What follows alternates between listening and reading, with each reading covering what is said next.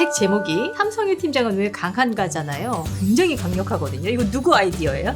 제가 삼성에 몸담고 있었을 때는 몰랐었는데요. 삼성을 떠나니 비로소 보이는 거예요. 삼성에서 만들어진 팀장 육성 프로그램이라든지 각종 지원 시스템이 상당히 정교하다는 것을 알게 되었고요. 삼성의 팀장은 강하게 키워졌기 때문에 강한 거다라고 말씀드리고 싶어요. 바깥에서 봤을 때는 되게 보들보들하실 것 같지만 삼성 안에 들어가서 굉장히 탄탄하게 강력하게 그렇게 이제 리더로서 성장하셨다라는 말씀이신 것 같아요. 그렇게 말씀해 주시니까 고맙습니다. 안녕하세요. 언토리TV 민수경입니다. 안녕하세요. 임치원입니다. 작가님 안녕하세요. 네, 반갑습니다. 반갑습니다. 대표님. 제가 다짜고짜 그냥 첫 질문 드리려고 해요. 저 이 책 딱 받아본 순간에 진짜? 정말? 진짜 강한 거 맞아? 이 생각을 했는데 맞습니까? 삼성의 팀장은 정말 강한 거 맞아요? 대표님께서도 네. 그 점이 가장 궁금하셨나 봐요. 그죠? 맞아.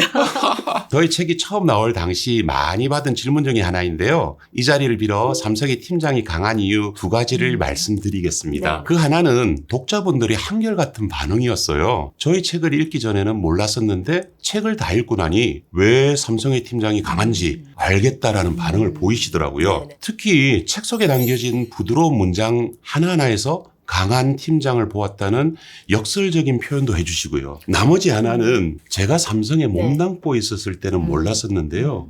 삼성을 떠나니 비로소 보이는 거예요. 삼성에서 만들어진 팀장 육성 프로그램이라든지 각종 지원 시스템이 상당히 정교하다는 것을 알게 되었고요. 어쩌면 삼성의 팀장은 강하게 키워졌기 때문에 강한 거다라고 말씀드리고 싶어요. 바깥에서 봤을 때는 되게 보들보들하실 것 같지만 삼성 안에 들어가서 여러 가지 다양한 정교한 시스템 네. 덕분에 굉장히 탄탄하게 강력하게 그렇게 이제 리더로서 성장하셨다라는 말씀이신 것 같아요. 그렇게 말씀해 주시니까 고맙습니다. 작가님 그러면 삼성에서의 근무는 몇 년 정도 하신 거예요?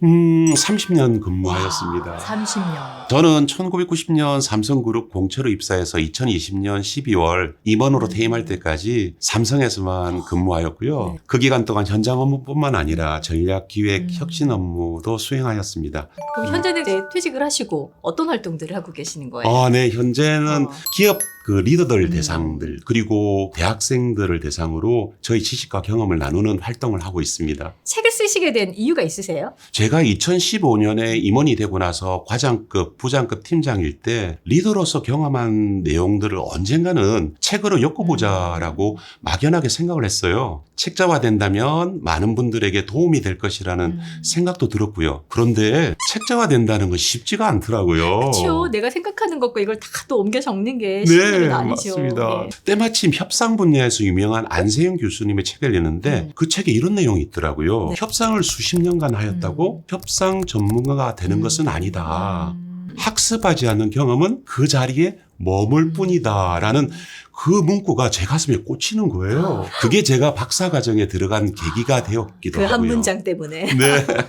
책 제목이 삼성의 팀장은 왜 강한가잖아요. 굉장히 강력하거든요. 이거 누구 아이디어예요? 2022년 기준으로 네. 6만 5천 권의 책이 나왔다고 하더라고요. 6만 5천 권이요? 네, 상당하죠. 와, 매주 1,300여 권의 책이 나오는 거거든요. 매주 1,300권이요? 네, 그 책들 중에 유사한 제목의 책들도 많을 거잖아요. 제가 정성을 기울여서 만든 책인데 솔직한 심정으로 네. 독자분들이 시선을 끌어야 하고 유니크하면서도 매력적이어야 된다는 생각을 했어요. 물론 저희 진솔한 경험이 오롯이 담겨져야 된다는 생각도 있었고요. 네. 그 결과 지금 이 제목이 탄생하게 되었습니다. 책의 목차를 보면 사람 제일, 문제 해결, 숫자 네. 통달 이렇게 이제 세 단어로 이렇게 목차가 구성이 되어 있더라고요. 네네. 그렇게 이제 구성하신 이유가 있으세요? 대표님은 이 세 단어를 접하고 어떤 느낌이 드셨어요? 네. 우선은 좀 신선하다라는 느낌이었고요. 왜 그러냐면 대부분의 리더십 관련한 책들이 사람 중심의 내용들이 많잖아요. 네. 이 숫자 통달이라는 그 단어를 보는 순간에 숫자 통달이 리더십과 어떻게 연결이 되는 걸까? 그게 궁금했어요. 그래서 사실은 책도 그쪽부터 봤어요. 리더십 관련한 대부분의 책은 사람을 가장 소중하게 여기는 철학에서 출발하죠. 네. 저도 물론 그 부분에 대해서는 100%그 이상 동의를 하고 있고요. 이러한 생각을 가지고 책을 집필하기 위해 여러 계층의 리더분들을 만나고 많은 이야기도 나누고 박사과정에서는 리더로서 성공 조건에 대해서 깊은 연구도 하였고요. 그랬더니 리더들의 위치마다 필요한 조건들이 조금씩 다르더라고요. 예를 들어 고위직 임원분들 있잖아요. 위험 감수 능력이라든지 수익 지향이라든지 네트워크 구축 능력이 고유한 조건으로 확인이 되더라고요. 중요한 점은 소규모 단위의 리더이든 대규모 단위의 리더이든 공통적으로 필요한 조건들이 보이더라고요. 그러니까 모든 리더 직급에 상관없이. 네. 사람을 소중하게 여기고 문제를 해결하고 숫자를 파악할 수 있는 능력, 이 세 가지가 공통 조건, 기본 조건으로 확인이 되더라고요. 그 중에 가장 먼저 언급하신 게 이제 사람 제일이었어요. 사람이 제일 중요하다는 건 아는데 사람 관리만큼 힘든 것도 없는 것 같아요. 맞아요. 사람이 제일 중요하죠. 네. 어떻게 하면 이 부분의 능력을 향상시킬 수 있을지 네. 핵심만 좀 알려주세요. 저희 책 내용 중에서 성과 관리 관련한 부분 하나를 말씀드리도록 하겠습니다. 네네. 왜 센터, 부서, 그룹이라는 조직이 만들어지고 리더가 있을까요? 그 명칭이 어떻든 팀 단위 조직이 만들어지는 것은 시너지를 내기 위한 것이라고 할 수 있습니다. 네. 시너지라는 것은요. 100이란 동일한 힘을 가진 개인이 3명이 모여서 팀을 이루었다면 300이라는 단순 합을 뛰어넘어서 400, 500을 내는 것이잖아요. 그런데 프랑스의 링겔만이라는 학자는 300이 아니라 255밖에 힘이 나오지 않는 것을 발견한 거예요. 리더 입장에서 좀 슬픈 현상이네요. 슬프죠. 화나는 현상인데요. 네. 그러니까 리더 입장에서는 255가 아니라 300 그 이상을 그쵸, 내야 그쵸. 되는데 얼마나 힘들겠어요. 제가 지금 이 자리에서 리더로서 시너지를 낼 수 있는 방법 딱 한 가지를 말씀드리고자 합니다. 네. 그 한 가지는요. 팀원에 대한 역할과 책임을 명확히 부여하는 것이라고 말씀드리고 싶습니다. 팀장으로서 팀원의 업무를 자세히 관찰해 보면요. 팀원 간 공백이 생기는 사각지대도 있을 수 있고요. 그리고 팀원 간 중첩이 되는 중복 업무도 발견할 수 있거든요. 네네. 팀장이 그러한 업무들을 제거하게 되면 팀의 효율성이 상당히 높아지는 것을 발견하실 수 있을 것입니다. 이러기 위해서는 여러 가지 도움이 되는 도구들, 즉 프로세스 매핑이라든지 로직 트리 분석이라는 활동이 필요한데요. 이 부분은 저희 책을 보시면 많은 도움이 되실 거라 생각됩니다. 네. 그리고 또 한 가지 궁금한 게 있는데 이 책 표지에 삼위일체라는 단어를 사용을 하셨거든요. 이건 뭘 의미하는 거예요? 책의 핵심 단어가 사람 제일, 문제 해결, 숫자 통달이잖아요. 네네. 그런데 저희 책을 모두 읽고 나면 이 세 영역은 분리된 것이 아니고 상호 보완적이고 그리고 불가분의 관계라는 것도 알 수 있거든요. 네. 그런 의미에서 삼위일체라는 그 단어를 제가 사용하게 되었습니다. 숫자 통달과 사람과의 관계를 제가 예를 들어서 말씀드려볼까요? 좋아요. 네, 숫자 통달 좋아요. 네. 우리가 숫자를 얘기하면 가장 대표적인 것이 평균이죠.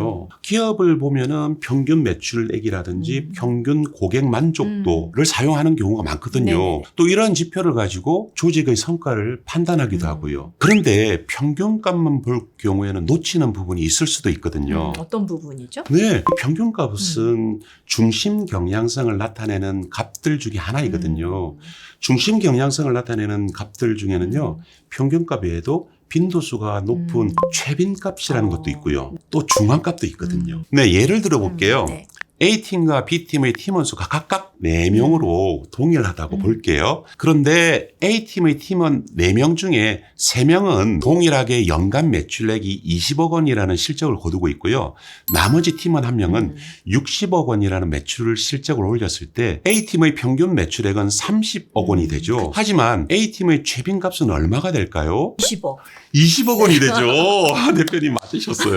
네. 감사합니다. 이렇게 전해주시다니. 최빈값은 20억 원이 되고 평균값은 30억 원이 되죠. 그렇죠. 반면 B팀의 팀원 4명은 모두 동일하게 30억 원의 매출을 올렸어요. 이럴 경우에는 최빈값과 평균값이 모두 30억 원이 되죠. 그렇죠. 자, 그렇다면 A팀과 B팀의 팀장은 평균이 같기 때문에 동일한 평가를 받을 가능성이 높아요. 평균값은 똑같으니까. 네. 하지만 이러한 수치 이면에 팀원을 육성하고 팀원을 코칭하는 방식은 다를 수가 있거든요. A팀을 다시 볼까요? 네. A팀의 경우에는 20억 원의 매출을 일으키는 팀원 3명과 60억 원의 매출을 일으키는 소위 말하는 스타 팀원 간의 갈등이 생길 수가 있거든요. 지금부터 네. 숫자 통달에서 사람 제일로 넘어갑니다. 팀원 간의 갈등이 생기지 않도록 사전 예방을 할 수 있는 방법은 없을까요?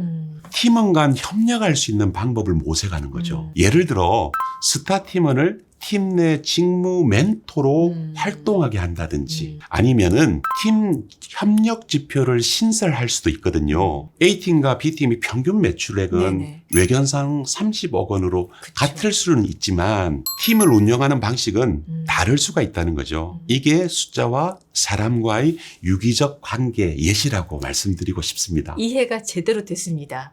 감사합니다. 리더는 그냥 드러나는 현상에 매몰될 게 아니라 그 안에 이제 사람, 문제 해결, 숫자를 아우르는 통찰력이 좀 필요하지 않을까라는 생각이 좀 들었어요. 혹시 문제 해결과 숫자는 어떻게 연결이 되나 이게 좀 궁금해요. 조금 전에 저희가 숫자랑 사람을 그렇죠. 연결했잖아요. 이번에는 문제와 숫자 어떻게 문제와 연결이 돼요? 숫자를 한번 볼까요? 네네. 우리가 문제를 마주치게 되면 어떻게 해결할지 한번 볼까요? 저는 개인적으로요. 이것을 문제 해결 3단계 프로세스라고 말하거든요. 첫째, 이게 진짜 문제인가 확인하고 두 번째로 그 문제의 진정한 원인을 찾고 마지막으로 개선안을 도출하는 과정이죠. 이게 숫자와는 어떻게 연결되는지 말씀드려 볼게요. 네. 저는 팀장을 맡으면 그 팀의 과거 3년간의 매월 실적의 변동폭을 항상 살펴봅니다. 그렇게 되면 고유한 패턴들이 보이거든요. 저의 경우 실적이 유독 1월에 안 좋은 거예요. 그런 패턴들이 발견이 된 거예요. 네, 그 원인을 찾은 결과 1월에 직원들의 정기 인사가 있었던 거예요. 그러니까 전입 직원과 전출 직원 간의 정보의 단절이 보이는 거예요. 고객 정보라든지 관할 지역 정보라든지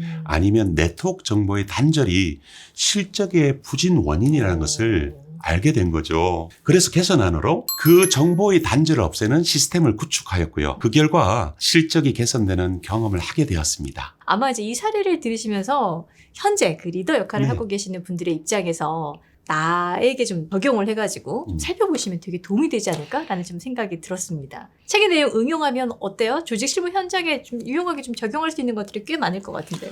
제 개인적으로는 네. 상당히 많을 거라고 생각이 됩니다. 매트릭스 방식으로 운영을 하다 보면은 팀장 입장에서는 여러 가지 응용할 수 있는 방법들도 나올 수 있을 것 같고요. 네네.